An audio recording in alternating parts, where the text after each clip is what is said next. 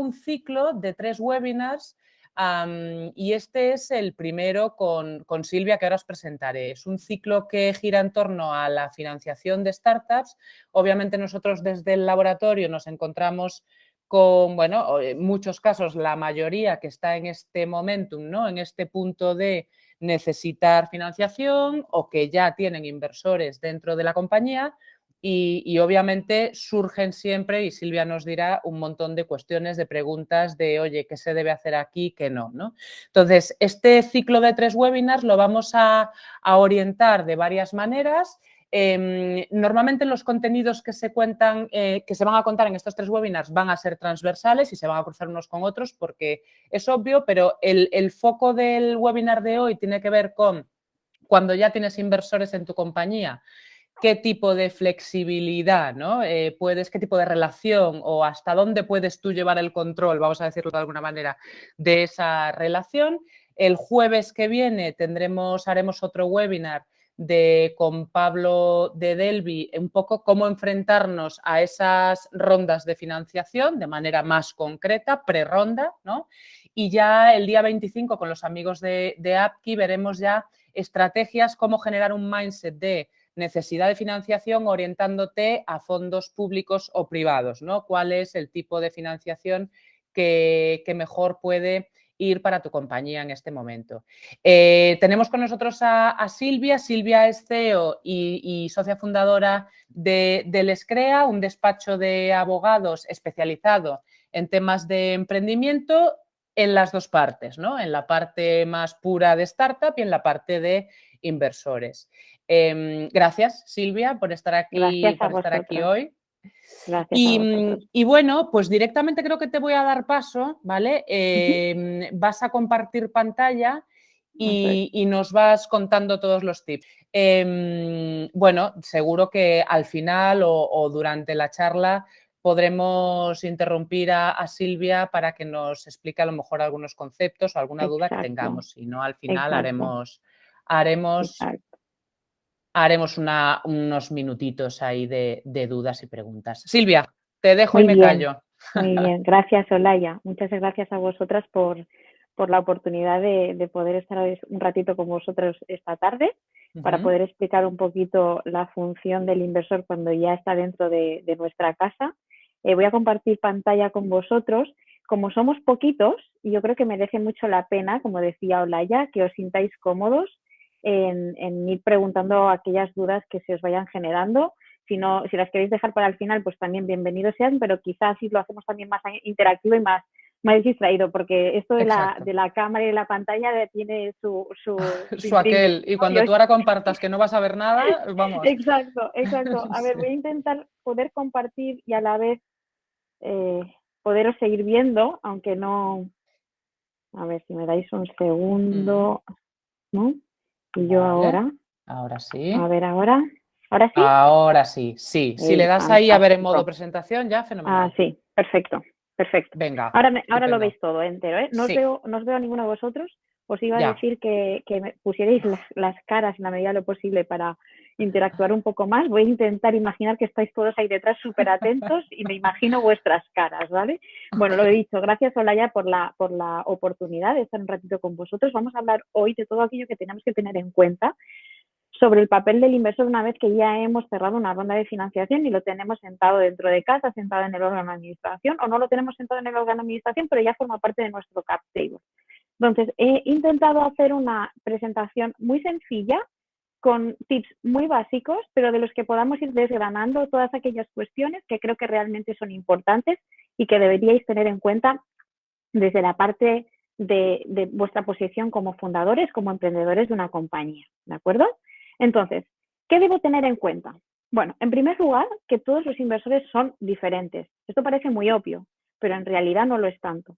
No es lo mismo que yo hable con un Family Friends and Full y que ese Family Friends and Full acabe siendo parte de mi compañía o ser socio, miembro de mi capital social, que, por ejemplo, un Business Angel, como tampoco lo es que sea un Venture Capital. Vamos a tener que tener muy en cuenta cuál es la naturaleza de cada uno de ellos, porque en función de ellos también les vamos a poder pedir una interacción distinta, les vamos a poder también pedir unas implicaciones mayores o menores. Al final, a nadie se le escapa que las 3 Fs son personas muy cercanas a nosotros y que al final a ellos pues normalmente están en la compañía porque creen en nosotros, confían en el proyecto y nos dedicáramos a lo que nos dedicáramos, invertirían en lo nuestro. En cambio, un venture capital es un inversor mucho más profesionalizado, con un networking muy relevante, con unas posibilidades de conocimiento y de experiencia y de contactos que indudablemente las 3 Fs no te van a dar. Con lo cual, en primer lugar, yo tengo que tener muy en cuenta lo que os decía, que todos los inversores son diferentes y que, por tanto, a cada uno de ellos nos vamos a tener que acercar y la aproximación a los mismos tiene que ser distinta, porque de ellos vamos a poder sacarle un jugo u otro. O sea, que ese sería el primer tip y luego lo desarrollamos un poquito más. Segundo tip. La relación del inversor es distinta antes y después de la toma de la participación. También algo muy lógico, pero que no podemos olvidar. No sé en qué situación se puede encontrar vuestra empresa, vuestra startup en el momento actual. Si me he enfrentado a una ronda de financiación, ya la he cerrado, ya tengo al inversor dentro de la compañía, sabréis de lo que os estoy hablando. Si todavía no he cerrado esa ronda de financiación, lo que hay que tener, y lo desgranaremos también un poquito con mayor detalle, con posterioridad, es una visión a largo plazo. ¿Por qué? Porque la relación del inversor antes de la ronda de financiación es una visión en la que de alguna manera los intereses del emprendedor y los intereses del inversor no es que sean opuestos, pero sí que en algunos momentos pueden llegar a chocar, porque unos y otros buscan derechos distintos, buscan intereses distintos. Una vez que el inversor ya hemos llegado a un acuerdo con él y está sentado dentro de nuestro Board of Directors o es parte del capital social, de alguna manera esos intereses deben alinearse. No serán siempre los mismos o no serán nunca los mismos, mejor dicho, porque indudablemente para el inversor esto va a ser una inversión a futuro. Para el emprendedor podría ser también solo una inversión a futuro, pero al final no deja de ser su empresa, su compañía a la que va a ir desarrollándole el trabajo. Y eso hace que al final los derechos asociados, los intereses que cada una de las partes tengan, sea distinta. Por eso es importante tener en cuenta a la hora de la negociación de la ronda de financiación que yo me estoy hoy discutiendo, con palabras buenas y entre comillas, con el que va a ser mi socio posterior, con lo cual voy a intentar que esa negociación sea justa y que sea leal, en el bien entendido que después vamos a tener que remar hacia la misma dirección. Entonces, primer tip, todos los inversores o absolutamente todos son distintos y la relación del inversor es absolutamente también distinta antes y después de la toma de participación. Esto lo desarrollaremos también con posterioridad.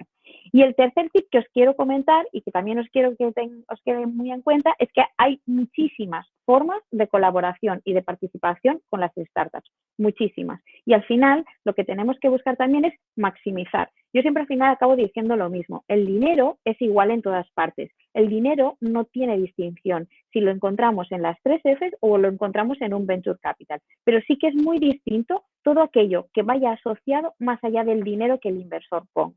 De manera que también es muy importante tener en cuenta que cuando yo me pongo a negociar una ronda de financiación, ver qué busco más allá de cubrir la ronda, de cubrir la necesidad de tesorería que pueda tener. Porque en función de que me enfoque hacia una naturaleza u otra de inversores, lo que yo voy a poder recibir de ellos va a ser una cosa o va a ser la otra. Sobre estas 3 ideas básicas es sobre las que vamos a desarrollar la presentación de esta tarde. Por favor, interrumpirme en todo aquello que queráis, pero si no, yo sigo, ¿vale? Porque además empiezo a hablar.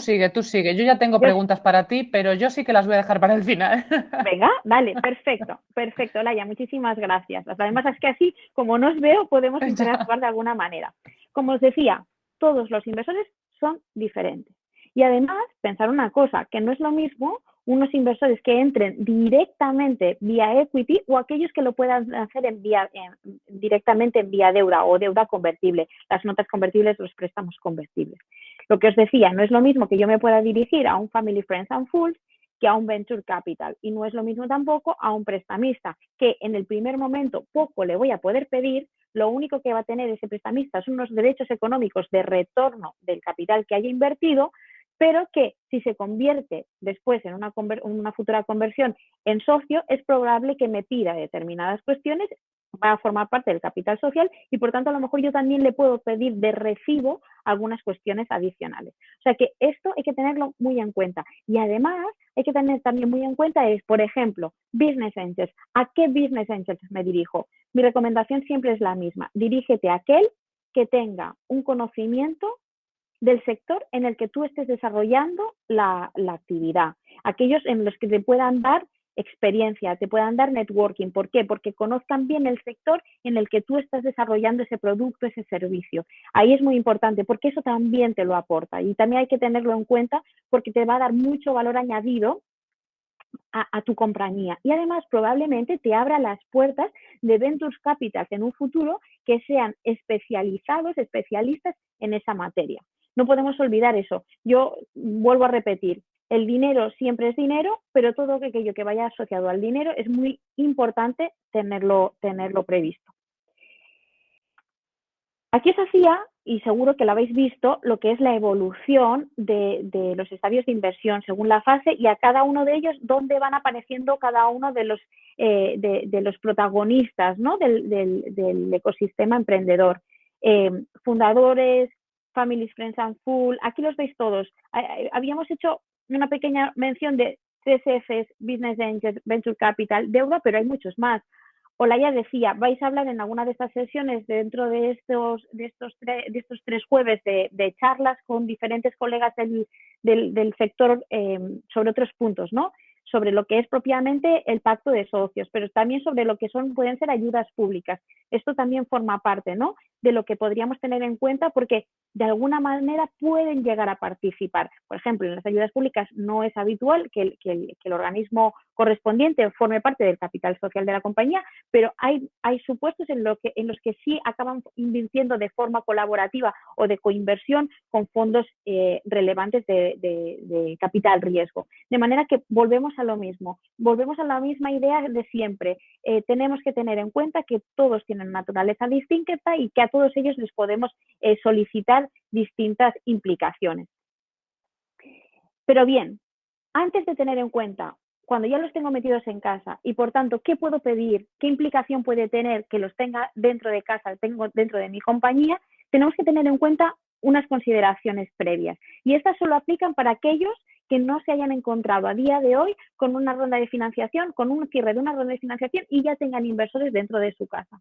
O si ya te has encontrado con ellos, pero solo lo que has hecho es invitar a Families, Friends and Full a participar o incluso a algún tipo de Business Angel, pequeño Business Angel a invertir en tu compañía, que lo tengas presente para las siguientes rondas. Primero, cuando yo negocio un acuerdo de inversión, un pacto de socios, tengo que tener en cuenta que ahí voy a voy a tener en consideración todas aquellas derechos u obligaciones que ambas partes quieran proteger. Os hablará Pablo, lo que comentaba Olaya, os hablará Pablo seguramente de todo lo que debe contener un pacto de socios al uso, ¿no? Unos derechos económicos y unos derechos políticos. Unos derechos económicos que lo que el inversor busca de alguna manera sean vías de salida para su inversión y unos derechos políticos que le preserven su posición en el capital social de la compañía o en el órgano de administración en el que esté. Bien, eso es muy importante, pero ahí siempre tenemos que buscar un equilibrio entre esos derechos del inversor y esos derechos del promotor o del fundador. ¿Para qué? Para aumentar el valor del proyecto, para que la rentabilidad del inversor se vea preservada, pero que a su vez haya una protección para el promotor. Y ahí es donde muchas veces podemos delimitar cuál puede ser la función del inversor, qué podemos esperar del inversor más allá de su posición en el Consejo de Administración. Es muy importante que utilicemos ese pacto de socios para establecer quizá algunas condiciones en las que a mí me gustaría como promotor que vinieran por parte del inversor. En muchas ocasiones nos hemos encontrado negociando pactos de inversión que el propio promotor ha dicho, a mí Venture Capital me gustas mucho, pero en particular me gusta este director de análisis, este analítico correspondiente a una persona en concreto, me refiero, ¿no? Pues oye, menganito, por favor, que se involucre directamente en mi compañía porque tiene conocimiento del sector. Entonces, podemos utilizar ese pacto de socios que estamos firmando para decir qué quiero esperar de ese inversor para que también sean, pues bueno, no quiero decir obligaciones porque de cara al inversor no lo va a ver con un ojo natural, pero sí que podemos intentar preservar esa posibilidad de participación del inversor para darle más valor al proyecto, como digo. Aquí os decía también, aquí os quería también poner un poquito como proceso de inversión y también consideraciones previas, el hecho que no es lo mismo, perdonad, que yo esté negociando un aumento de capital, es decir, un incremento directo, perdonadme, voy a beber un poquito de agua. Tranquila, tranquila. Gracias. No es lo mismo negociar ni por tanto la incorporación de un inversor en el marco de un aumento de capital que hacerlo cuando supone un préstamo o más bien un préstamo participativo. Indudablemente, cuando supone un préstamo, el inversor no existe porque el inversor deja de ser inversor para ser puro y duro un acreedor. Cuando es un aumento de capital es socio directamente en la compañía y por tanto la implicación en la compañía lo es desde el primer momento y ahora veremos todo aquello que podemos exigirle o pedirle, solicitarle, que tenemos que tener en cuenta. Cuando es un préstamo participativo está a medio camino entre lo que decíamos el préstamo y decíamos el aumento de capital, ¿no? La ampliación de capital. Entonces, hay que tener en cuenta también cuál es la vía de acceso del inversor para determinar cuáles van a ser aquellas obligaciones que le voy a pedir en un caso o en otro. Sigo. Como os decía, la relación del inversor es absolutamente distinta antes y después de la toma de la participación. Y por eso es muy, muy importante que en las negociaciones anteriores a la toma de participación intentemos que sean lo más livianas posibles. Nosotros como abogados lo que intentamos siempre es hacerles entender a ambas partes que tenemos que llegar a un punto de entendimiento donde las dos posiciones se encuentren confortables con el pacto de socios que estamos negociando. Hay que cuidar mucho esas negociaciones en la toma de participación, porque es el punto de inicio. Y os diré por experiencia, además, que aquellas negociaciones que se complican para la toma de participación, sin perjuicio de que al final lleguemos a un acuerdo de inversión, no dejan de ser difíciles de mantener a lo largo del tiempo, porque ahí es cuando se han visto realmente determinados encontronazos que no sirven para el día a día posterior. Y por ello también aconsejamos fervorosamente que la información que se ponga a disposición por parte del promotor al inversor sea absolutamente veraz y que incluso si nos podemos anticipar, lo hagamos. ¿Por qué? Siempre pensando en lo mismo, porque luego esa negociación que ahora supone una lucha entre dos posiciones más o menos dispares va a permitir que la relación posterior sea mucho más ágil y mucho más cordial. Por tanto, una negociación razonable y flexible. Yo siempre me voy a preservar que sea dentro de lo que hayamos intentado acordar en el term sheet, pero siempre flexible y razonable, pensando también en posterioridad, con la posterioridad. Y lo que os decía, siempre, siempre, siempre, jolín, con la tos hoy, perdonadme, con la visión largoplacista, siempre. Porque al final estamos buscando un compañero de viaje que no sabemos cuántos años nos va a acompañar, pero que probablemente sea más largo de aquello que en un principio habremos previsto. Silvia, sí. te voy a cortar, te voy a hacer una pregunta y así tomas un poco de... Exacto, y toses con fuerza. Gracias, gracias. No, porque claro, yo por ejemplo, bueno, yo tengo como 1000 cuestiones que seguramente animo a los que se han incorporado ahora porque os hemos enviado el link y demás, ha habido problemas en la conexión, en fin, desastre. Pero ahora se ha incorporado bastante más gente, ¿no? Entonces, os animamos, Silvia está encantada también, yo también, en que interrumpamos haciendo las preguntas que nos broten, ¿no? Yo, por ejemplo, con este punto de no sé cómo decirlo, seguimiento con el inversor, ¿no? De monitorización de lo que está pasando, de, oye, esas sesiones de trabajo, ¿no? Entre inversor y startup para ponerse al día de avances de números, de dónde estamos, de dónde no. ¿Hay algún tipo de, qué te voy a decir, de periodicidad ideal? O sea, ¿en qué momento, o sea, los inversores suelen, inversores de cualquier tipo, si evidentemente es un Friends and Family, los tendrás más a mano para, oye, para contarles cuando sea el punto, pero si ya son fondos, venture capitals o ya gente más, pues más profesionalizada en este tema, ¿qué suelen pedir en términos de periodicidad? En términos de periodicidad, Olaya, normalmente son trimestrales. Okay. Entonces, cuando nosotros precisamente negociamos, y es uno de esos puntos que sí aparece en el pacto de socios que se firma, en el acuerdo de inversión que se firma, intentamos que sea de una periodicidad trimestral y que además se haga de una forma que, estoy pensando sobre todo, por ejemplo, cuando haces algún tipo de report financiero, que se haga de una forma que permita ser útil para la gestión del día a día de la compañía. Es decir, que no sea una información que yo tengo que hacer ad hoc, tengo que preparar ad hoc para el inversor en cuestión, porque eso ¿qué hace? Que yo me tenga que preocupar cada 3 meses o cada... Una tarea más, claro. Claro, una tarea más. Entonces, intentamos negociar que precisamente se traten de formatos que puedan servir para la gestión de la compañía, que además se trate de un formato que el propio VC lo entienda como válido, lo reporte como válido, como correcto, y que a su vez tenga esa doble visión para que de forma interna me sirva y de forma externa le sirva al VC.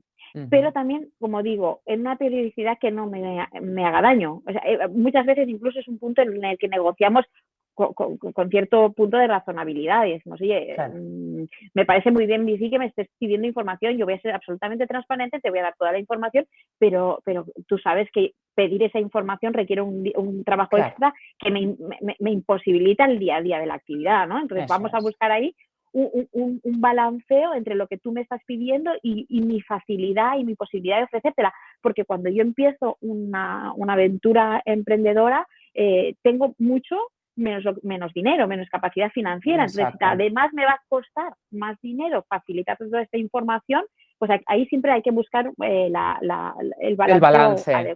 Correcto. Muy bien. Perfecto. No sé si hay alguna cosita más o seguimos con la explicación.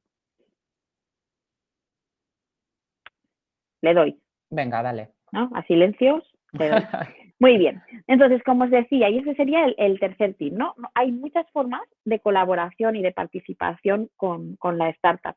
Y ahí os sugiero encarecidamente que intentéis explorar al máximo y exprimir al máximo las posibilidades del inversor con el que tengáis la fortuna de compartir la aventura del proyecto emprendedor. Porque, como os decía, el dinero es dinero, pero de muchos inversores vas a poder sacar otras cuestiones que van a ser mucho más relevantes incluso que el dinero. Por ejemplo, la colaboración del inversor en el día a día como en cuestiones tan relevantes como la contratación de personal clave. Sabéis que aquí volvemos a lo mismo. Tengo un gran proyecto, tengo una gran idea y sobre todo lo que me falta es dinero. Busquemos, por ejemplo, la posibilidad de colaborar con ese VC para que te ayude en la contratación de ese personal clave y que además te ayude a estructurar de forma adecuada esa contratación para que el cash que necesites para esa contratación sea el menor posible. Por ejemplo, estoy pensando en la posibilidad de hacerlo o estructurarlo a través de la concesión de unas phantom stock options o de unas stock options o de unos bonos. Son VCs que están muy acostumbrados al día a día a realizar estas transacciones o estas contrataciones para el resto de su portfolio y nos van a ayudar y nos van a dar una visión que como emprendedor quizá no tengamos porque es la primera vez que nos enfrentamos a ello. Con lo cual, para la contratación del personal clave va a ser también muy relevante la posición o la colaboración del inversor. ¿Para qué más nos va a servir un inversor? Pues para la captación propiamente de clientes. En muchos casos, en función del portfolio que tenga ese VC, vamos a poder hacer una captación de clientes cruzados. Y quien dice clientes también puede ser la búsqueda de partnerships que me ayuden en el desarrollo, pues porque tenga una parte de mi proyecto emprendedor que requiera de me lo invento, de un desarrollo de software relevante, que yo no tengo medios para hacerlo internamente, pero que sí el VC tiene alguna de sus compañías en el portfolio que lo pueda hacer.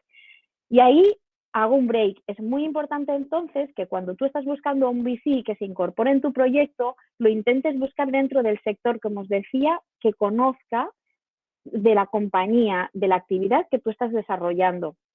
Entonces, no es baladí que cuando tú estás buscando un VC te vayas a TIC o te vayas a bio o te vayas a aquel sector especializado o te vayas a blockchain concretamente para que realmente la persona que esté conociendo de tu proyecto y que esté interesado en invertir en tu proyecto sepa de qué hablas, porque te va a facilitar también a su vez esa posibilidad de hacer cruce vía clientes o vía partnerships. ¿De acuerdo? Otra cosa en la que puedan colaborar los inversores, pues en algo tan básico, pero que también es muy relevante en las negociaciones con contratos relevantes. Normalmente los VCs que ya son más profesionalizados tienen su propio grupo de abogados que te permite negociar las contrataciones más importantes para el desarrollo del negocio. Y ahí pues también es un punto que tendríais que tener en cuenta. O incluso para la búsqueda de financiación es muy importante y el VC va a intentar buscar fórmulas que supongan la mayor rentabilidad posible de su inversión con la menor dilución también posible. Y eso no pasa, por otro lado, que no sea la búsqueda de un balance entre lo que es una financiación pública y una financiación privada. Y ahí también el inversor os puede ayudar en esa búsqueda de financiación, en este caso pública, que de la mano del sector privado permita rentabilizar muchísimo más la inversión. Y luego también podría ser posible la colaboración del inversor en todos aquellos otros aspectos contables, fiscales. Muchas veces el propio VC se preocupa de tener un hub en el que dice, vale, yo te he aportado el dinero, pero a su vez tengo todos estos partners a mi alrededor que te pueden facilitar la búsqueda del personal clave, la gestoría de turno, el abogado en cuestión, y todo eso también aporta valor, porque además, y poniéndolo en relación un poquito con lo que comentaba o la pregunta que hacía Olaya anteriormente, te van a facilitar también aquellos modelos, por ejemplo, que necesites para poder reportar esa información. El mundo de la colaboración del inversor es tan largo y tan extenso, lo podemos estirar tanto como queramos, pero siempre teniendo en cuenta que hemos hecho el análisis y la incorporación del inversor correcto en la compañía. Muchas veces se cae en el error, quizá en los VCs no, porque son más selectivos, son ellos los que de alguna manera seleccionan la inversión en la que invierten finalmente, pero cuando estamos en un estadio previo, cuando son los business angels los que se interesan por invertir en el proyecto en cuestión, el business angel no hace ese análisis de decir conozco el proyecto, puedo aportar o no puedo aportar, y de ahí muchas veces se derivan luego problemáticas. Entonces sí que os sugiero que si os encontráis en esa ronda primera con business angels, que intentéis adivinar si realmente más allá del dinero os pueden aportar otras cuestiones como las que estamos hablando ahora, porque van a ser muy relevantes, porque el business angel que realmente esté enfocado en el sector es más que probable que os abra las puertas en un futuro, en una ronda posterior del venture capital oportuno. Incluso ya, Silvia, fíjate, con lo que dices, yo apuntaría tener ya esto pensado antes de sentarte con esta persona, ¿no? O sea, tener ya como un abanico de tus necesidades, puramente, para poner encima de la mesa, ¿no? No permitir exclusivamente que el inversor sea el que decida estas cosas, sino, oye, me vendría muy bien que tú hicieses esto, ¿no? Exacto. Y por eso precisamente también muchas veces lo ponemos como obligaciones en el pacto de socios. Claro. Es decir, al final hay que buscar un poco todas las necesidades que tenemos, ¿no? Y aprovecharnos en el bien entendido y decir, oye, estoy encantada de la vida que este inversor se incorpore en mi compañía, pero más allá de lo que me está invirtiendo, de la liquidez que voy a tener, del chute de cash que me supone su incorporación hoy en la compañía, ¿qué más a largo plazo me puede aportar. Y muchas veces incluso, y vuelvo al punto final que comentaba, ¿no? La cuestión de pensar ya en la siguiente ronda. ¿Cuál es el inversor que me va a dar la oportunidad? Quizá él no me hace el follow-on, pero sí que me abre la posibilidad para que me abra las puertas de otro VC internacional o no internacional, pero de un VC que sé que va a estar interesado, si esto realmente crece, para acompañarme en el siguiente momento de la vida del proyecto. Eso es una cuestión que deberíamos tener un roadmap absolutamente detallado de cuáles tienen que ser los partners o cuáles serían los partners ideales para incorporarnos, porque al final cada VC, cada business angel tiene una visión distinta de inversión, tiene unas tesis de inversión y tiene unos momentos de inversión que también me van a afectar a nosotros, ¿no? Me va a afectar a mí como emprendedor. Entonces, ese punto también es muy relevante tenerlo en cuenta. ¿Alguna cuestión adicional? La audiencia está muy callada y esto de no veros a ninguno de vosotros es bastante complicado. De momento solo nos lanzamos tú y yo, Silvia, pero igual al final igual se anima alguien. Tú tranquila. Continuamos. Sí, venga, seguimos.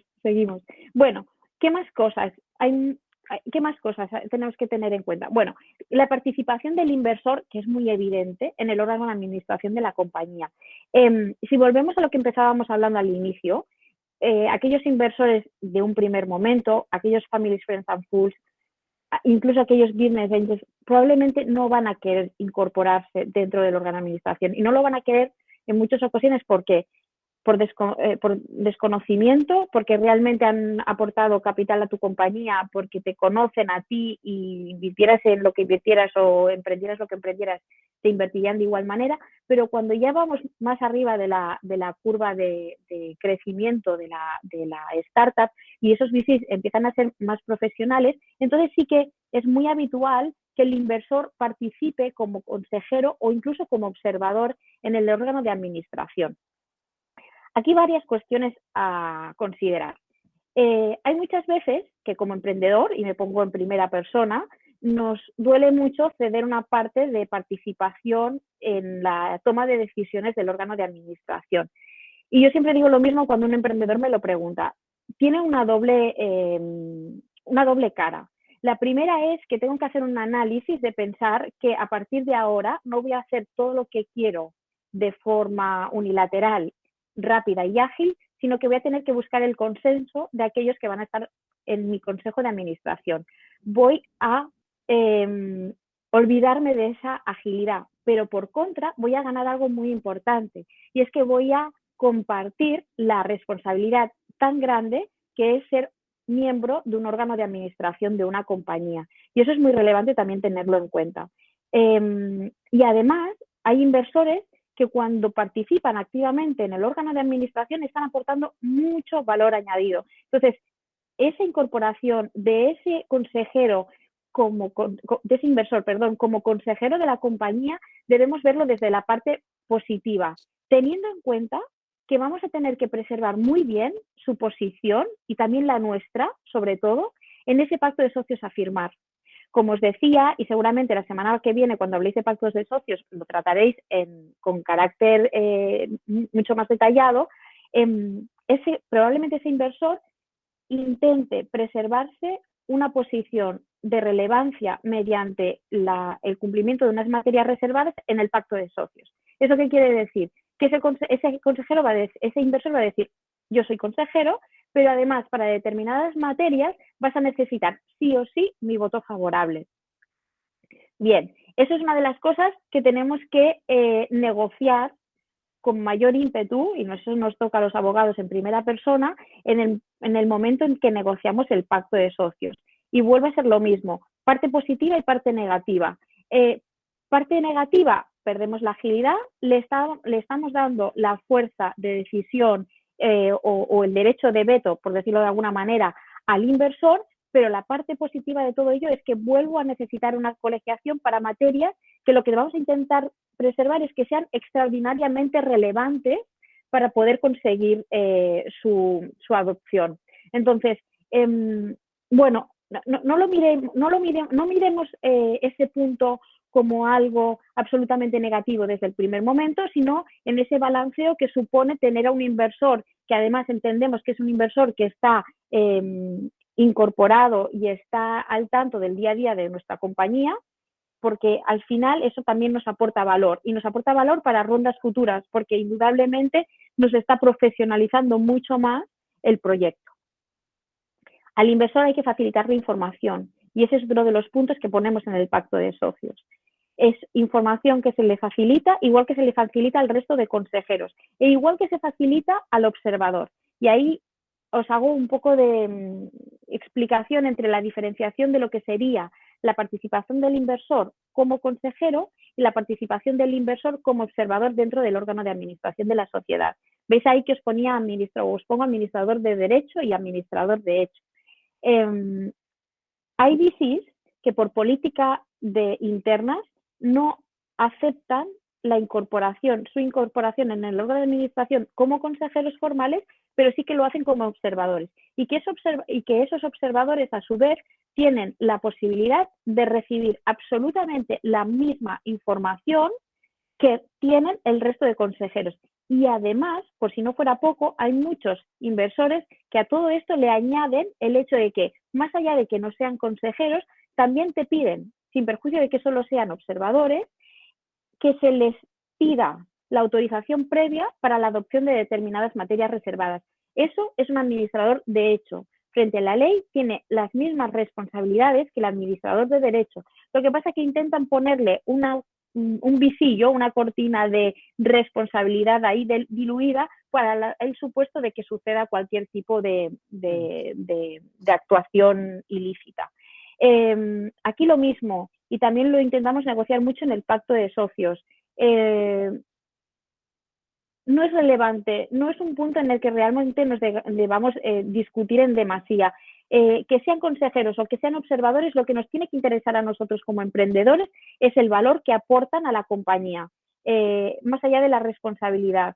Nos van a dar valor y nos van a dar la posibilidad de tener a un profesional dentro del consejo que nos profesionalice el órgano de administración y que a su vez nos profesionalice el día a día, porque no olvidemos que el consejo de administración, y para aquellos que todavía no se han enfrentado a ellos, pero siempre sucede y siempre suele ser una pequeña intranquilidad que te traslada el emprendedor, es cómo me enfrento al consejo de administración, ¿no? Mi primer consejo de administración siempre es complicado, lo tengo que preparar, tengo que preservar toda la cautela que tenga que tener, tengo que dar toda la información que el consejo de administración me pide, que el inversor me pide, lo tengo que hacer de la mejor manera posible, es siempre un momento de estrés, pero a su vez, por contra, vas a recibir muchos feedbacks que te van a facilitar el desarrollo del proyecto. No, y que además eso, perdona que te interrumpa, Silvia, es que además eso también yo entiendo que ese inversor que está al otro lado y que sabe de buena tinta que esa primera reunión de consejo va a ser seguramente la primera para ese equipo emprendedor, hombre, también entiendo yo que al otro lado se encontrarán cierta comprensión y cierta empatía, ¿no? Absolutamente, normalmente siempre ponen una lista que les ayuda precisamente a preparar ese consejo de administración. Incluso nosotros como abogados también les ayudamos a estructurarlo todo, ¿no? Porque la primera experiencia a todos nos cuesta, ¿no? La primera vez siempre son difíciles para todos, pero sí que hay que mirarlo, ¿no?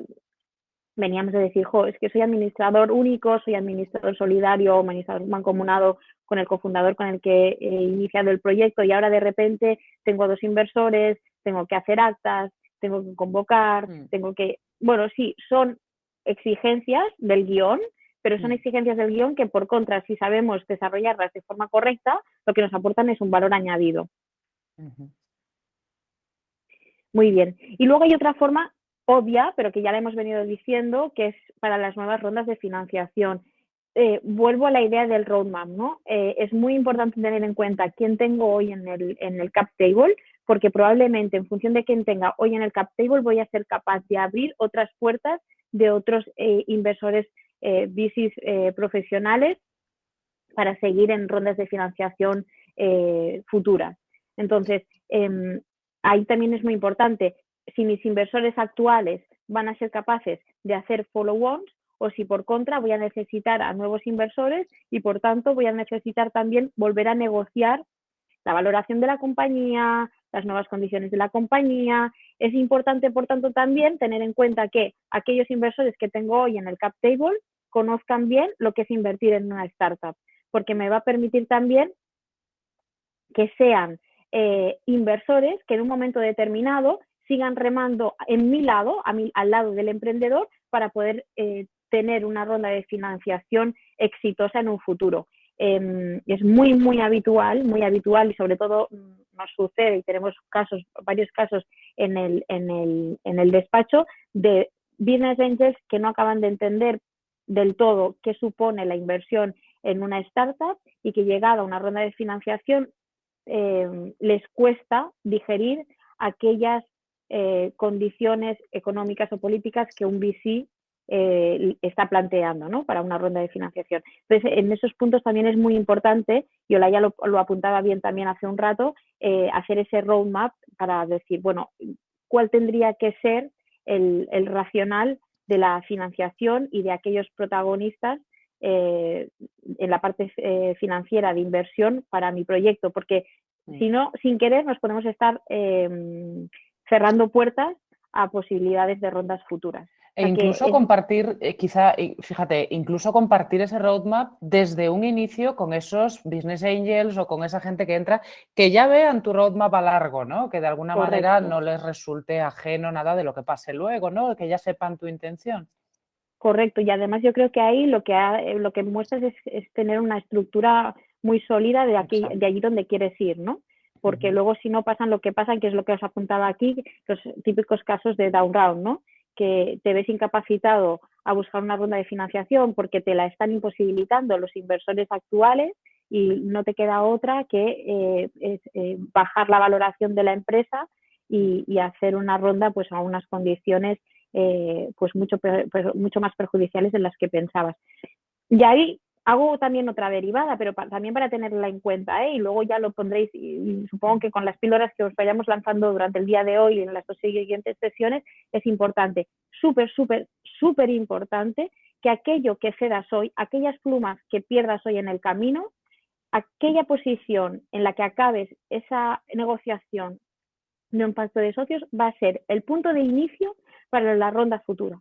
Con lo cual, si yo hoy no soy capaz de cerrar una ronda de financiación con un pacto de socios en la que no haya una liquidación preferente y que por tanto tenga una liquidación preferente, aunque sea un single bid o un derecho de arrastre en una posición muy sencilla, pero no deja de tener un derecho de arrastre, esas condiciones van a ser las que sean el punto de inicio de la ronda de financiación posterior.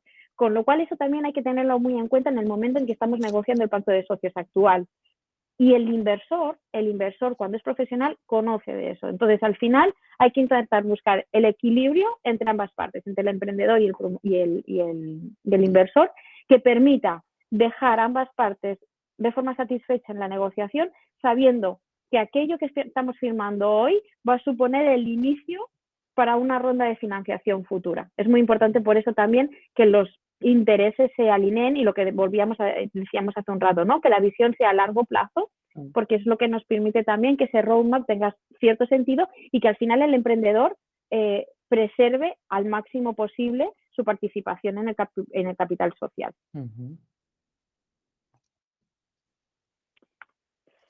Así que la conclusión que yo le daría a todo esto es que en una relación cooperadora entre emprendedor e inversor es muy importante para la marcha de la startup la provisión de fondos. Pero más allá de la provisión de fondos, todo lo que hemos ido hablando, ¿no? La colaboración que se genera antes y después de la negociación, con todos esos tips que hemos ido diciendo de posibilidades de colaboración.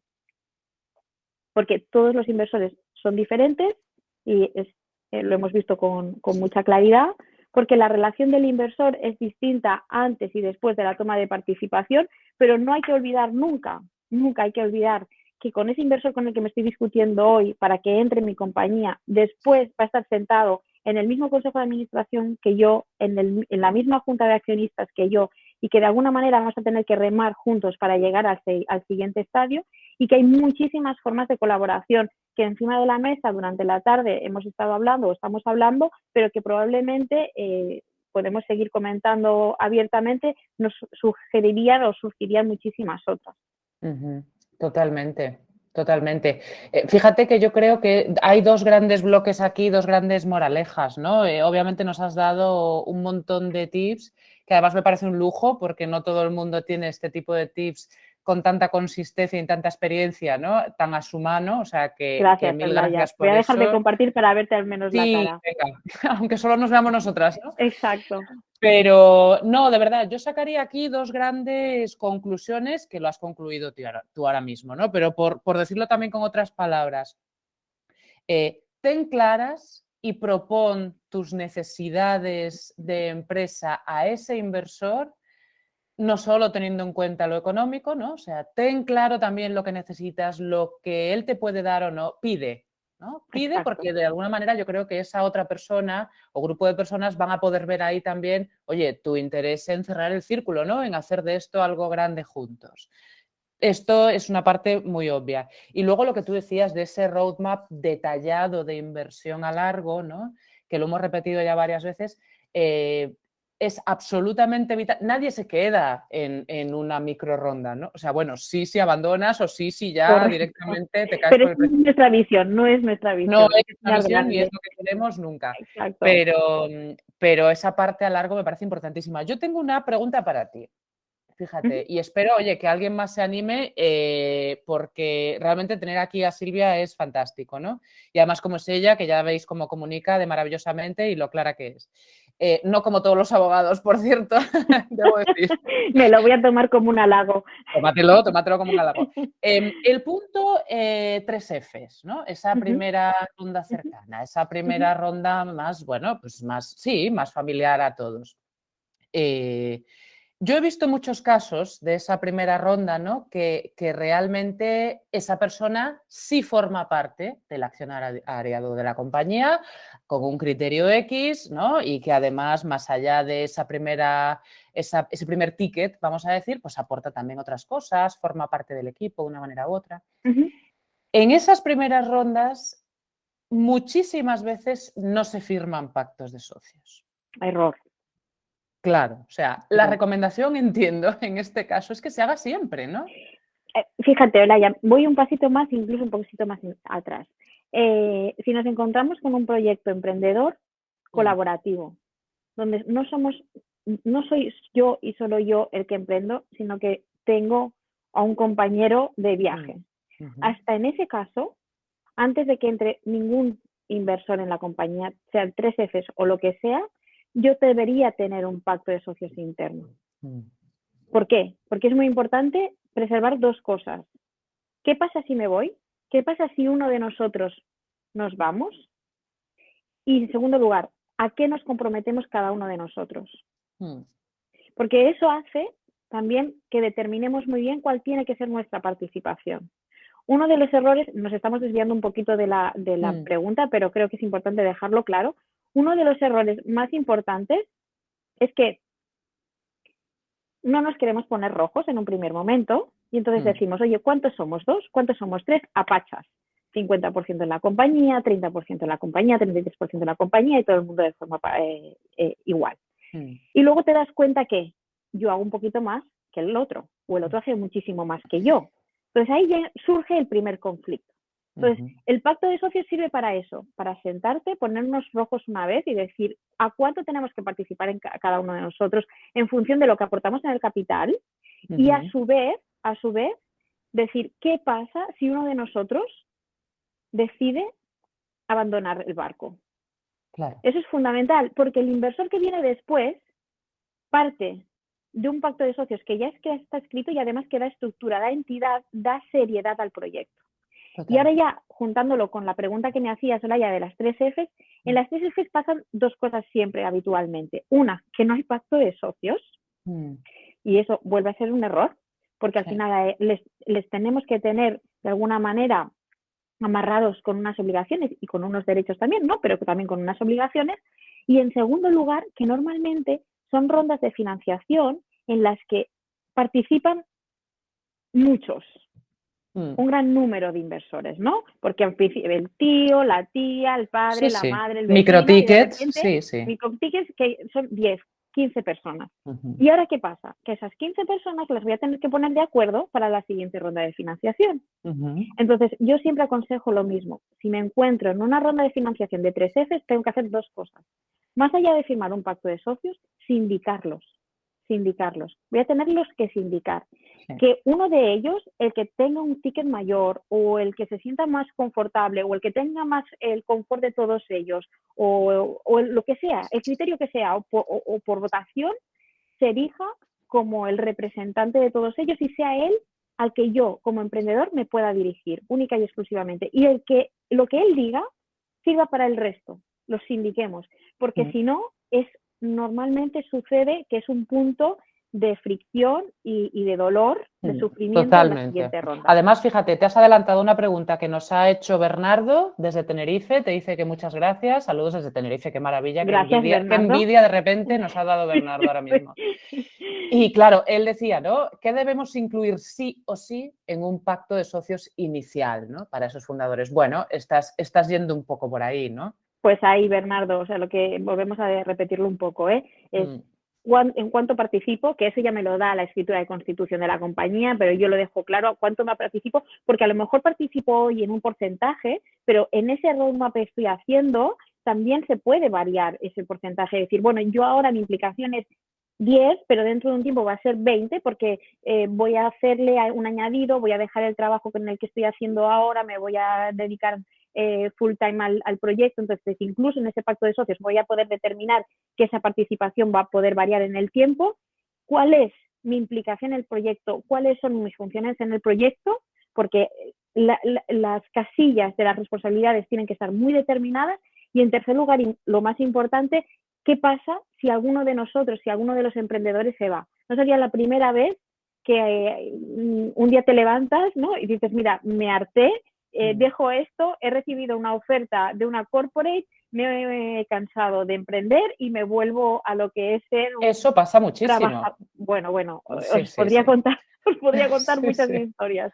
Sí. O sea, que eso hay que tenerlo preservado en un pacto de socios sencillo, no tiene que complicarse. Incluso si no queréis gastaros el dinero en abogados, estoy tirando piedras sobre mi propio tejado, pero no importa. O sea, hacerlo en una servilleta, pero que quede meridianamente claro qué esperamos de cada uno de nosotros y qué supone, ¿no? ¿Qué responsabilidades? ¿Qué pasa si me voy? Totalmente.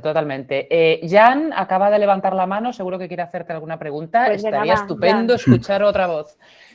Hola, ¿qué tal, Silvia? ¿Cómo estás? Hombre, Jan, ¿qué tal? ¿Os conocéis? Pues, sí. Yo tengo una mini pregunta para las dos, bueno, especialmente para Silvia. Es sobre el tema, bueno, que estamos tratando, ¿no? Cuando alguien emprende y ya tiene pues constituida su sociedad y busca su primer inversor, el primer contacto, si hay algún baremo para poder determinar, pues con la entrada de capital de este nuevo inversor, ¿qué porcentaje le puedes dar? Es decir, ¿cómo fijas este alcance? De, pues, ¿te doy el 10% o te doy el 20%? ¿O cómo se puede determinar esto? Bueno, eso al final eso lo determina la valoración de la compañía. Tú pones una valoración en la compañía y en función de esa valoración el inversor tendrá derecho a un porcentaje o a otro. Ese debería ser el análisis racional en una inversión, ¿no? Pero también está el otro análisis, hasta dónde yo me quiero diluir. Entonces, en función de a todo lo que tú te quieras diluir, eso de forma indirecta implica una valoración de la compañía. Porque si estás diciendo, oye, quiero diluir hasta un máximo de 10, el cálculo indirectamente te da la valoración. Lo hagas de una manera o lo hagas de otra, te encuentras con la problemática de la valoración. Y para las valoraciones, Olaya lo sabe, nos podríamos tirar la tarde entera hablando de valoraciones. Es que me lees la mente porque para hablar de valoraciones, sobre todo valoraciones pre-money, ¿no? Que claro, obviamente es súper tricky porque ahí entran en juego lo que has puesto hasta el momento, pero entran intangibles tan maravillosos como lo que valen las personas, ¿no? Y el trabajo que ponen encima de la mesa. Pero también entran futuribles, obviamente, ¿no? Entonces, bueno, hay fórmulas que no las hemos inventado ni Silvia ni yo, pero hay fórmulas muy conocidas para poder hacer la valoración de una empresa, ¿no? Y adhiérete a una y haz tus números así. Y a partir de ahí te diluirás con cabeza, ¿no? Porque es lo que dice Silvia. Yo también he visto la de, oye, a mi amigo que ha puesto, hablemos de 5.000 euros, le doy el 40% de mi empresa. Digo, pero por Dios, ¿por qué? ¿En base a qué? ¿No? Entonces, bueno, sí que hay que poner un poco de orden en esos cálculos, eso sí. Sí, y sobre todo para no caer en lo que hablábamos antes de los round downs, ¿no? Es importante que la valoración de hoy se sustente para que la de mañana sea mayor, porque hacer el camino inverso es que realmente algo has hecho mal. Entonces, la valoración sí que, como dice Olaya, ¿no? Hay mecanismos de valoración, flujos de caja, comparables, pero ninguno de ellos para las startups acaba sirviendo. Al final, además, muchas veces la valoración se sustenta en un PowerPoint y en unas proyecciones a futuro que Dios sabe dónde van a acabar. Muchas veces no, casi siempre. No he querido ser tan pesimista. Sí, es verdad. Jan, no sé si te hemos contestado. Bueno, Silvia ha contestado fenomenal. Sí, está perfectamente. Y otra que tenía, pero esta es un poco también, bueno, un poco subjetiva, pero es cuando tú, por ejemplo, creas una empresa y tú al final no generas dinero ya directamente, es decir, pues tú constituyes una SL con los 3.000 euros y tú tienes tu empresa y tú ya vas a buscar inversión por parte de un inversor. ¿Cómo le puedes vender sin generar o estar generando tú ya dinero a este inversor? Pues que venga contigo, ¿no? Que te ponga dinero en este caso. Ay, amigo, pues técnicas de venta amatorias, te iba a decir, ¿no? O sea, claro. Persuasión pura y dura. Persuasión pura y dura, claro. No hay otra manera. Vender humo muchas veces, ¿no? Al final estás vendiendo un proyecto que está iniciándose. Entonces, al final lo que tienes que intentar es que realmente el roadmap que tienes para el servicio o el producto que estás desarrollando y el business plan sea creíble, ¿no? Y que además esté bajo el paraguas de una rentabilidad real, en el marco de un mercado pues más o menos escalable. Son muchas métricas que tienes que tener presentes para que la valoración la sustente y al inversor le atraigas. Pero también es súper importante, incluso más que el proyecto, y muchas veces al final se nos olvida, es la propia persona, ¿no? Cuando hablas con los inversores profesionales te dicen, oye, yo muchas veces no es que crea en el proyecto, es que creo en la persona. Al final estamos hablando de personas, entonces también está ahí la credibilidad de que realmente el equipo promotor tenga las capacidades y habilidades necesarias para llevar a cabo el proyecto a ojos del inversor. Más allá de que el proyecto, pues obviamente sea atractivo, ¿no? Pero obviamente, una cosa va de la mano de la otra y la parte personal es del equipo es muy relevante. Añadiría a esto que está diciendo Silvia, fíjate, Jan, el punto de, obviamente, las proyecciones financieras, el que se os vea capaces, ¿no? Que de alguna manera tengas un proyecto que soluciona algo ahí fuera, ¿no? Que estás cubriendo un pain, bueno, la propuesta de valor y demás. Hay un punto súper relevante también en que tengas ya algo validado, testado, en que sepas cuál es tu buyer persona, en que ya tengas muestras de usuarios, aunque ni siquiera hayas salido a la calle, ¿no? Con tu MVP, que ya hayas hecho un proceso de investigación, pues como los que hacemos en el laboratorio, ¿no? O sea, nosotros no cogemos ningún proyecto que no haya pasado por una fase de validación con nosotros previamente, en términos más conceptuales, ¿no? Sin aún dejarte ni un duro en desarrollo técnico ni nada de esto. Entonces, todos esos factores son un mix, ¿no? Pero es como decíamos, esa persuasión es arte. Es arte. Así es. Muy bien, muy bien. Pues ¿Alguien más gracias. tiene alguna? Nada, gracias a ti, por favor. ¿Alguien más tiene alguna consultilla más que lanzarle a Silvia antes de cortar? Aprovechadla, que es maravillosa. Gracias. ¿No? Yo encantada. No. Bueno, pues yo creo, Silvia, oye, que igual ya cortamos aquí. Millones de gracias por la sesión de hoy. Gracias, fíjate, Paloma. Silvia, ha sido un gustazo escucharte, dice. Gracias, Paloma. Realmente es verdad. Vamos a compartir este vídeo con el tema técnico, por favor. Gracias, Bernardo. Gracias, Bernardo, también. A Eduardo también. Oye, gracias a Jan todos.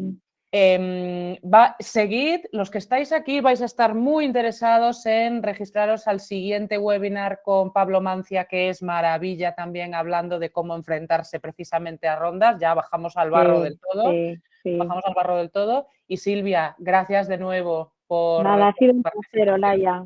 Gracias a Paz también. Ha sido un placer poder estar con vosotros un ratito. Ya lo sabéis, para lo que necesitéis, a vuestra disposición. Fenomenal. Gracias a todos por vuestra asistencia. Hasta luego. Un abrazo. Chao. Un besito. Chao. Chao. Chao.